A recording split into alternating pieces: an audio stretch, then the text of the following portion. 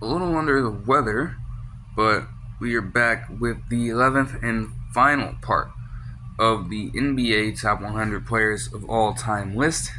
And in this video, I'm covering the top two. Now, if you've been following the other 10 parts extensively, you know the two names that land in these positions. You know who it comes down to. Even if you don't watch these videos, you see it all the time coming up on damn near every debate show on ESPN or Fox Sports, etc., etc.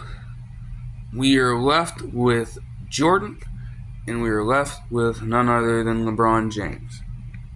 So rather than try to do a sort of pros and cons to each side thing, because you hear that every day, in this one, I'm just going to go at it chronologically and go extensively through my own details on each player and their respective careers, impact, etc. And by the end of it, you can come to your own conclusion about it and let it be known. I have no issue with that being the case. If you think one's better than the other, that's fine. All I ask is that you just hear out what I'm trying to get at with either one, and you can determine that through that observation and what I'm detailing. So, at number 2, we have LeBron James, the everyman that has played from 2003. This will be his 22nd NBA season, and that is tied for the most all time with none other than Vince Carter. He has played famously for the Cavs 2 times, the Heat, and most recently the Lakers. He has been a 20-time All-Star and has garnered 20 consecutive appearances since 2004. He has the most All-Star appearances. He has the most All-NBA selections, getting 20 straight nods, also since 2004. He has also made the All-Defensive Team 6 different times. He led the league in scoring in 2007 with 30 points per game, as he just lifted the entirety of the Cavaliers franchise on his back for honestly most of his tenure, but especially in 2007. He also led the league in assists once in 2019 when he was playing as a point guard of sorts for the Lakers with 10.2 assists per game. He's won 3 All-Star Game MVPs, and he's won 4 regular season MVPs. Though, through his fault or the fault of the teams he was playing for, he only found true success 2 times. In 08 and 09, he won back-to-back MVPs while being a part of the Cavs roster, but he fell short in the Eastern Conference Finals against the Magic in 2008, even after the team finished 66-16 in the regular season. And he fell to the Celtics in 6 games in the semifinals in 2009, even after the team finished 61-21. Largely due to his own contributions, as in this season, he averaged 29.7 points per game, 7.3 rebounds per game, 8.6 assists per game, 1.6 steals per game, and a block per game on 50.3% shooting from the field, and a decent 33.3% shooting from beyond the arc.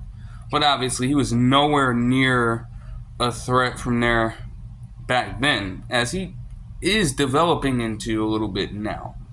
He also won back-to-back MVPs in 2011 and 2012, winning the NBA Finals for the Miami Heat in those respective seasons as well. They had a lockout-shortened season in that 2011 year, but finished 46-20, winning against the Thunder in 5 games. And in 2012, they famously beat San Antonio in 7 games after the aforementioned Ray Allen saved the series for LeBron, Bosh, and Wade. though their regular season was excellent too, they would also finish 66-16, and they even managed a 27-game winning streak from February 3rd of 2013 to March 27th of 2013, beating the Raptors first and having their winning streak end against Chicago on those days. That ended up being the second longest winning streak all time in NBA history, only behind the aforementioned Lakers run that Jerry West and Gil Goodrich had while they were just wrecking the game up. He is a four-time NBA champion. Obviously, the aforementioned back-to-back wins in 2012 and 2013. He also won in 2020, though they want to put asterisks around it. He won in 6 games against the Heat in that one, and averaged a well-rounded 29.8 points per game, 11.8 rebounds per game, 8.5 assists per game, 1.2 steals per game on 59.1% shooting from the field, and 41.7% shooting from beyond the arc. We also can't forget about the world-famous 2016 finals run that this man had. After being down 3-1 to the Golden State Warriors and the aforementioned Steph Curry and Klay Thompson, he went nuclear alongside Kyrie Irving, who was also mentioned previously, and took over when it mattered the most, securing the win in Cleveland. And pulling off one of the most improbable, if not the most improbable comeback in basketball history and maybe all of sports. Infamously, after winning that, he stated that referring to the championship, that one right there made him the GOAT, in his own words. But here on this list, no, he does not finish as the number one. Now, I am certainly not the biggest LeBron fan out there, and I'm not going to start acting like it today. I will say that I have a ton of respect for his game and what he's been able to accomplish over all of this time, on and off the court. Even if you do somehow just hate this man with all of your soul, one cannot rationally deny how impactful he's been to basketball since his debut in the league. That's impossible. He is the only player in NBA history to play at least a full season being listed at every single position. The most well-rounded player in the league. He's logged thousands upon thousands of minutes at every single position on the court, and has also managed to contribute so well in every single role. No other player has done something like that. No other player has been this good, this efficient, and this inevitable for this long in their career. And as much as we want to talk about the scoring, he is obviously the first to reach 40,000 points, but no one else for the entirety of basketball history has been able to score as much as he has, while also being one of the most formidable rebounders and one of the premier facilitators the game has ever seen. He also has over 10,000 rebounds and 10,000 assists while having his 40,000 plus points and counting. There are barely any other players who have reached similar milestones.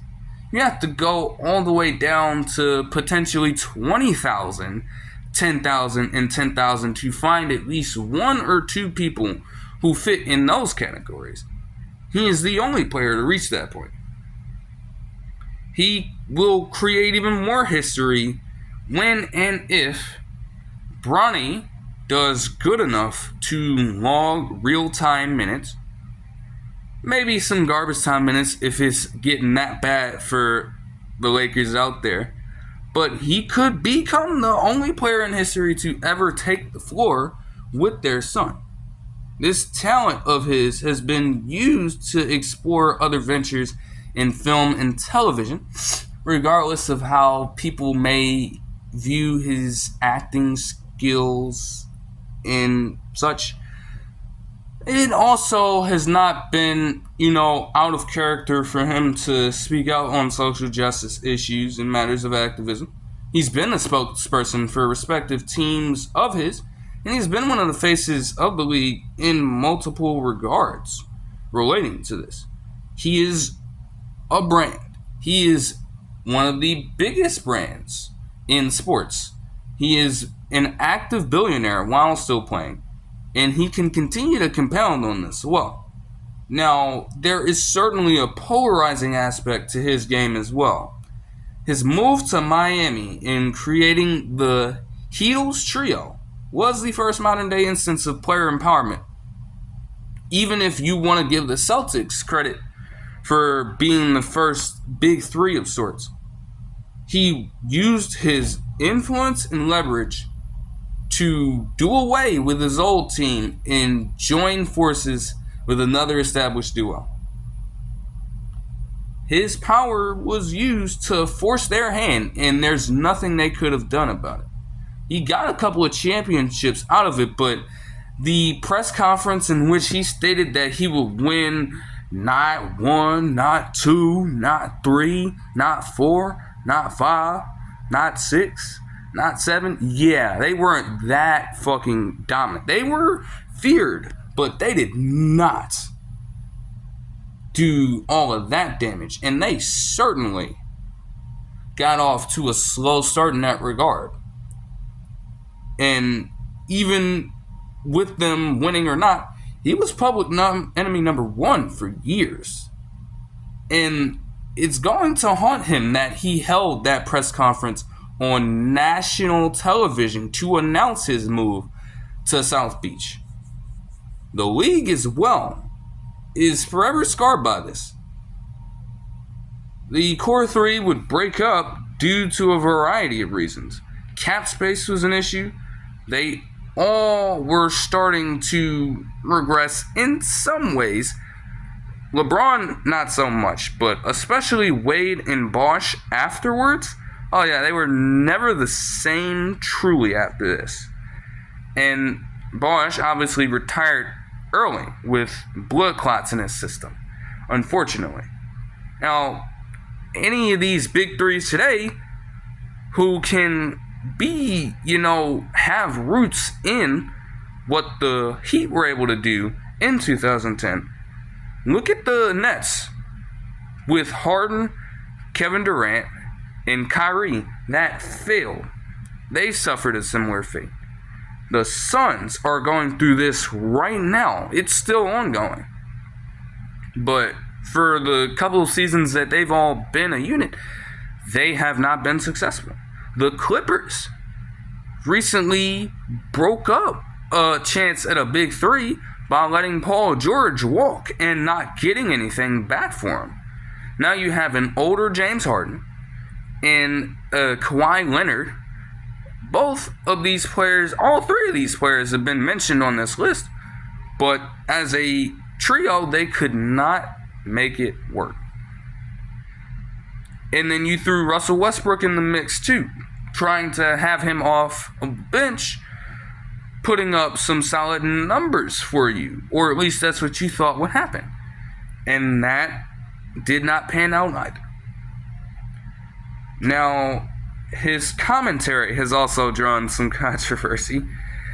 Broad support will be found in other demographics, but there are also detractors with some of the comments that he's stated over the course of his career.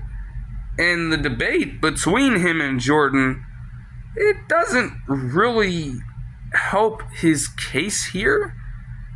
It's nice, but a losing record of 4-6 in the finals, and in an era where he's had more chances to acquire and maintain help. The league as it stands allows players to have more freedom fiscally, and rules have been catered around creating opportunities for more scoring and favoring overall offense, kind of weakening the pull that defensive stalwarts can have in today's game.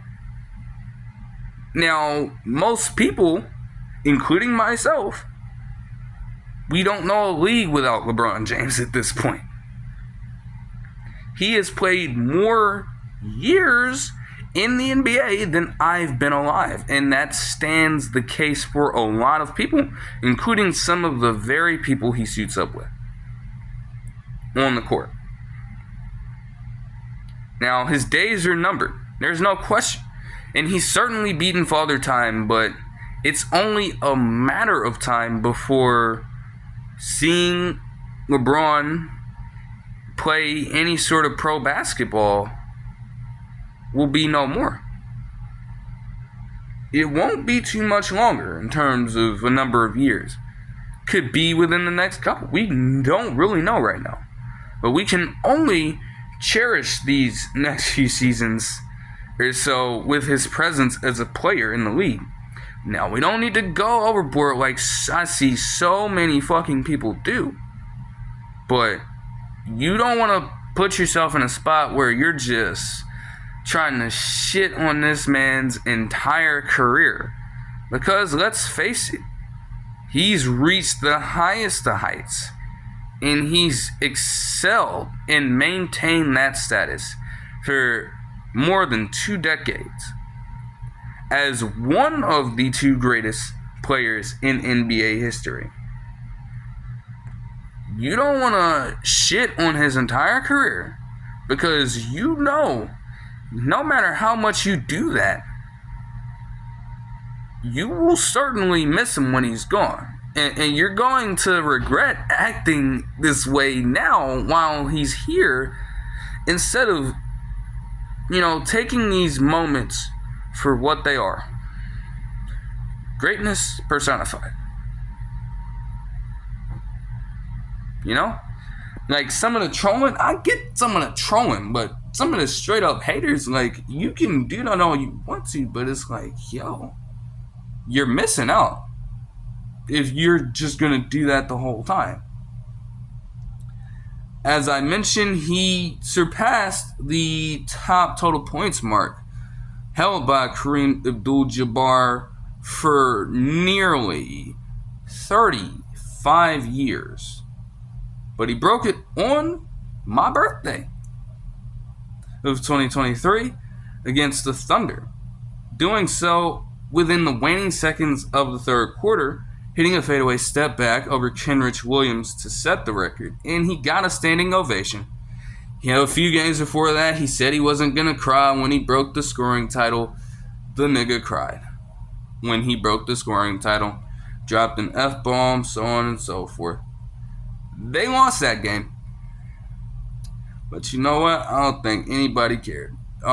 He made the NBA 75th anniversary team in 2022, and there's no question that he will also be a first ballot Hall of Famer. As a matter of fact, again, like I said about Steph Curry previously, if there was a way for players to be inducted or at least get more consideration before they full on retire, these two would be in those spots together.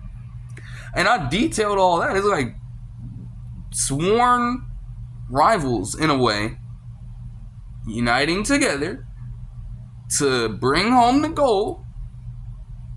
A few all-star game appearances playing on the same team. Before that, their careers are intertwined with each other. And Curry definitely gave LeBron a run for his money. Even with the last 20 plus years being dominated with his presence, Curry at multiple points was right there, and even for some short moments of time surpassed his ability in the league, especially when he won his back-to-back championships with Kevin Durant. But like it's almost like he was a pest in a way. I don't want to like talk about anybody like that, but that's essentially what it is. Kind of a pest. You know what I'm saying? Regardless of what LeBron James was able to do, he was always right there. But LeBron has done enough to stave him off for a while, I suppose. And again, his career is way too great to just flat out hate on. At that point, you just make yourself look like a clown. There aren't really a bunch of people on your side with that. You may just really be holding a grudge because your team didn't select them. You could be a Pistons fan. You know? You may just be salty. Like, you knew LeBron was going to be the number 1 overall pick, and you had a nice pool of players to choose from, and you get Darko Milicic. That's your fucking fault. You can't hate on LeBron for that. He was already taken, but you could have at least gotten better talent. Blame your front office. Don't put that on LeBron James. So that's our number 2 player, and obviously with that, at number 1, we have none other than Michael Jordan, guard forward, who played from 1984 to 2003, technically, as a part of the Chicago Bulls and the Washington Wizards for a little bit. He averaged 30.1 points per game, 6.2 rebounds per game, 5.3 assists per game, and 2.3 steals per game on 49.7% shooting from the field and 32.7% shooting from beyond the arc. But obviously that wasn't his game. And he wasn't feared from three-point land.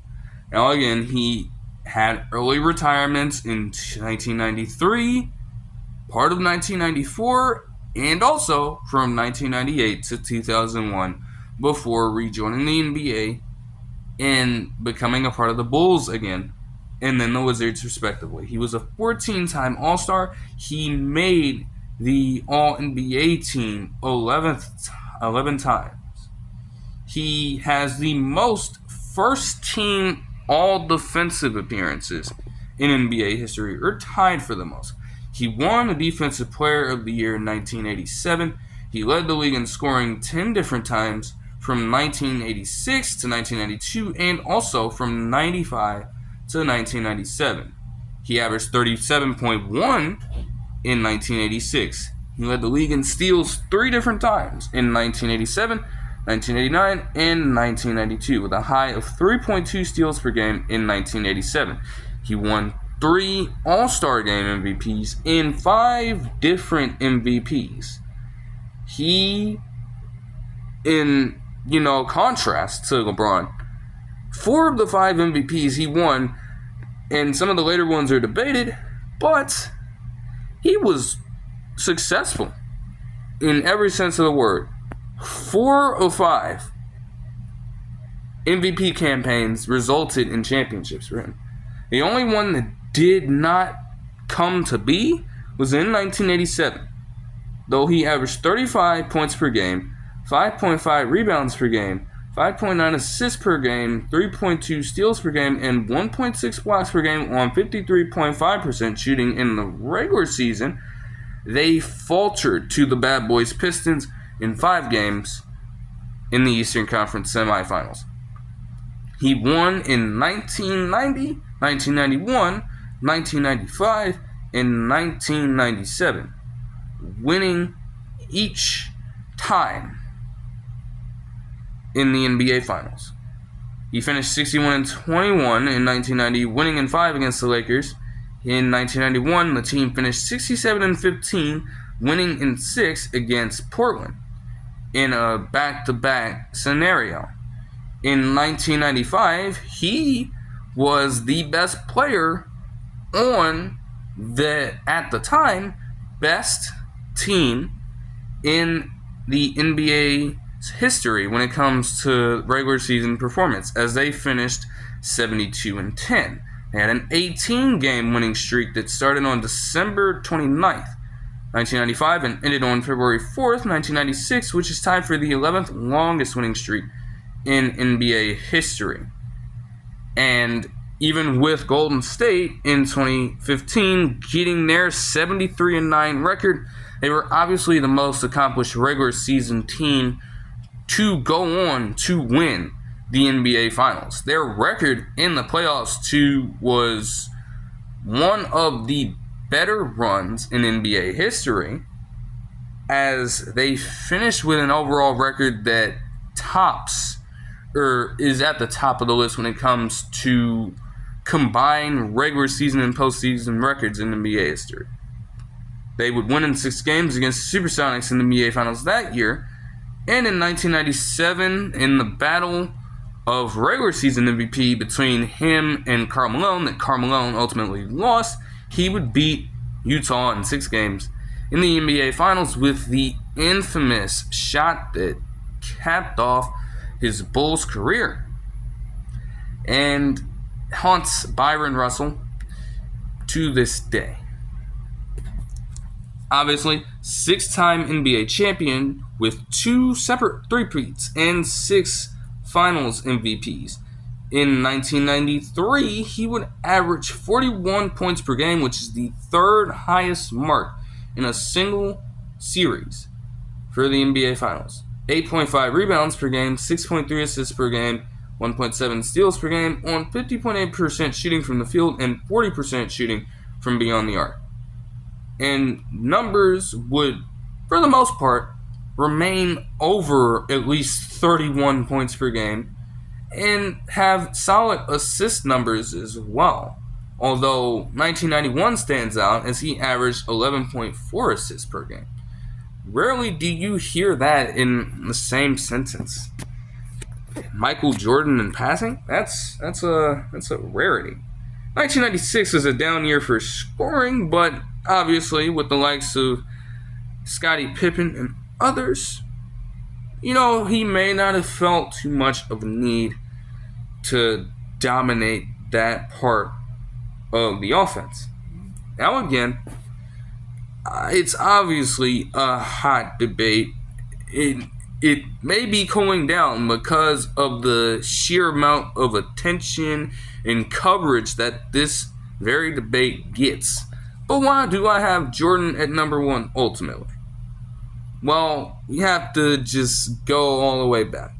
So let me go through my rationale. Now, the early retirements.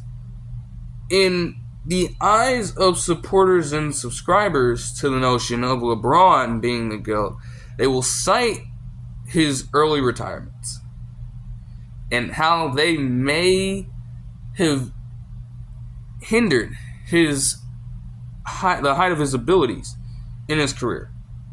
However, in my opinion, in a way, they strengthen the case for Michael Jordan.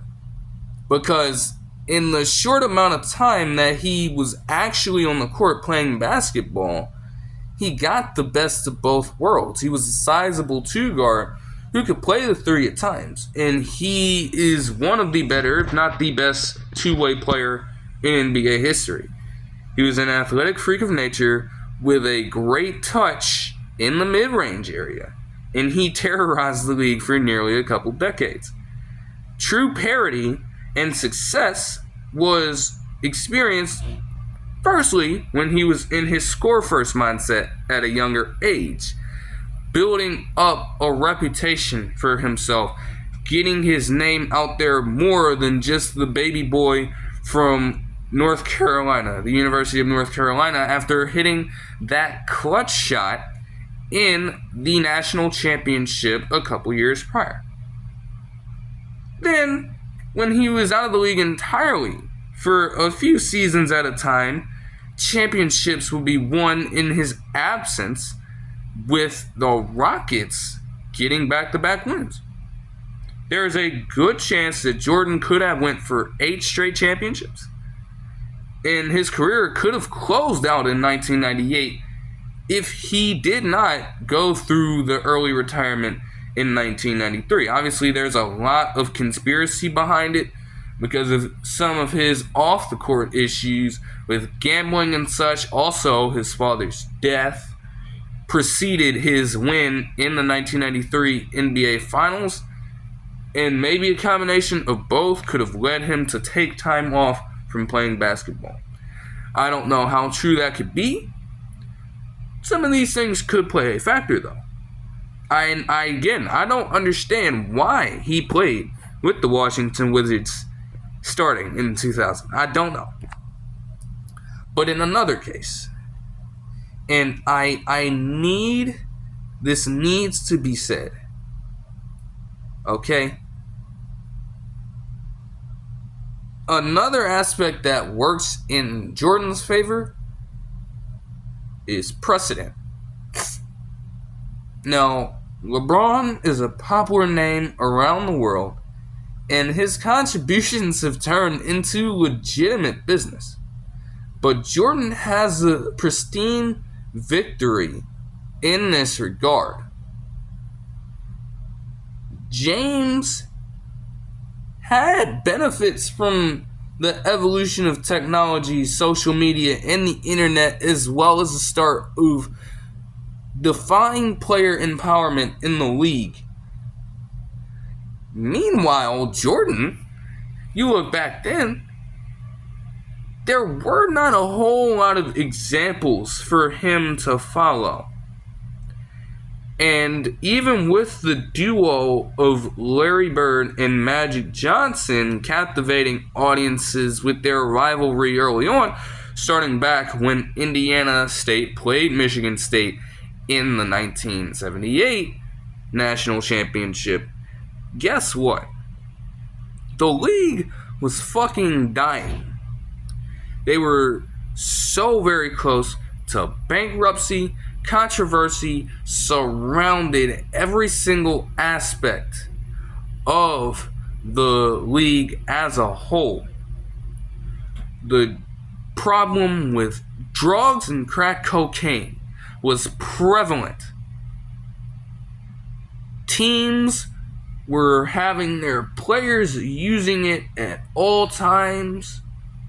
Violence was obviously at a all-time high as well. The debate about the physicality of the game was very highly criticized back then. And the marketability of the league was at an all-time low. No matter who was coming in, no matter what great players were taking the court every single night, as a brand, there was almost no way for them to market themselves in a positive light because those bridges were being burned every single hour of every single day before Jordan gets in the league. If he doesn't turn into what he became over the course of his entire career, the league was probably going to be done. It was going to be over. There would be no NBA for some of the players who succeeded, who followed in Jordan's footsteps to play in. There would be no exposure to a player like Stephen Curry. There would be no exposure to players like Kawhi Leonard, Chris Paul, Anthony Davis, Paul George. A fair amount of the other modern day players or current players that I mentioned over the course of this entire list. And it would have crumbled as his career coexisted with some of the other older, more traditional vintage players that I mentioned here. There would be no NBA by 2003 if Jordan was to just be an average to below average contributor in the league. They needed somebody to take that mantle and help grow their brand. because it was not happening for most of their existence, and they were slowly losing momentum in that aspect. There would have not been room for LeBron James to work with if it wasn't for Jordan. As much as we want to say that LeBron has done all of this for so long, he was given the tools that he needed to work with in the first place because of Jordan's great contributions over the course of his career, not just to simply playing basketball, but growing the brand, being a sort of ambassador for the sport and the culture as a whole. He became not only a staple in the US, but he was a global icon, an international icon. Everybody wanted to surround themselves with him. Everybody wanted to be like Michael Jordan. There were multiple advertisements in countries like China and also Barcelona, Spain, when the Dream Team played there in 1992 during the Olympics. His brand was being promoted there all over the place as he would walk around the city, seeing billboard upon billboard upon billboard with his name, his image, and his likeness, creating more profit for all parties involved. His brand became, in a way, more inevitable than his NBA career. It started very small with guys at Nike in his rookie season. And they created a shoe that displayed his likeness. And he was given his own signature shoe. And with that, the brand took off. And the Jordan brand is probably the most popular shoe brand in multiple nations, not just the US. Everybody wants a pair of those shoes. People will literally die for a pair of Jordans.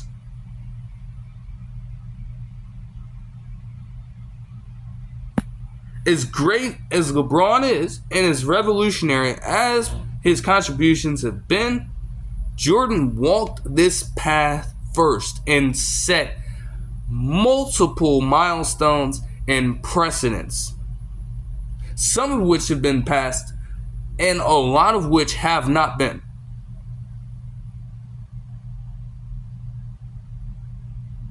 The timing of his career as well, multiple people will go out and argue that it was the most physical era of pro basketball. Fouls were not enforced as much. You could hit a motherfucker any way you wanted to, and you would be more than good. Defense was valued to the highest extent. Way more than it is now. They don't give a fuck. They don't care. They don't stress it enough.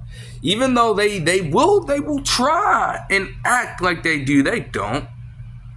And the three-point line was a non-factor. Some attempted it, but they were not going to those spots as many times as players would today. It's become a more favorable shot for some teams than two-pointer. Now, even I have kind of, you know what I'm saying, thought about saying, oh, LeBron could become the GOAT when he retires because the numbers are simply too much. He's done too much for way too long to not give him that mantle. But in reality, he has to get a bit more accomplished in the finals to even give this debate this kind of attention. I mean, you were in an era filled with much more talent, And it's definitely harder to win. But there's something to be said about making a championship run 6 different times and not a single one was missed. Not a single time did Jordan waver. He won every single time and went undefeated. That speaks volumes. Yeah, different setting, but again, circumstances in Jordan's career, surrounding his career rather, were simply less favorable for him. And you cannot fail to give this man his due and his respect as the best to ever lace them up. Because without him, there would not be an NBA to watch for millions upon millions, even some billions of fans around the world. And there would be no LeBron on a wide scale for everyone to be exposed to. Now, he has the most points in a playoff game with 69. He has the most points in a single playoff run in 1992 with 759. And also got the finals victory in the same year. His 32,292 points, ranked 5th all time, and he has the most points per game for a career with 30.1. His 2,514 steals, ranked 4th. His 27.9 PER, ranked 2nd. His 214 win shares, ranked 5th. His 25.5 win shares per 48 in playoffs are the most. His 9.2 box plus minus ranked 2nd, and a 7.2 offensive box plus minus is the most. His value over replacement player of 116.1 ranked 2nd. He has the highest usage rate with 33.3%, and he ranks 20th in triple doubles with 28. He is the Bulls franchise leader in most stats, obviously. He was obviously named one of the 50 greatest players in 1996.